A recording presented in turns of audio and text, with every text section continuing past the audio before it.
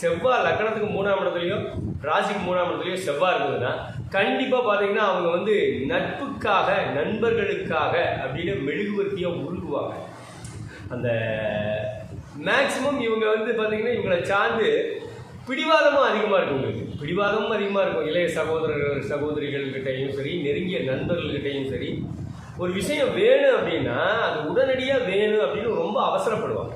உடனடியாக அதை வாங்கணும், அது கிடைக்கணும் அப்படிங்கிற ஒரு பிடிவாத எண்ணமும் கொஞ்சம் அதிகமாக இருக்கும்.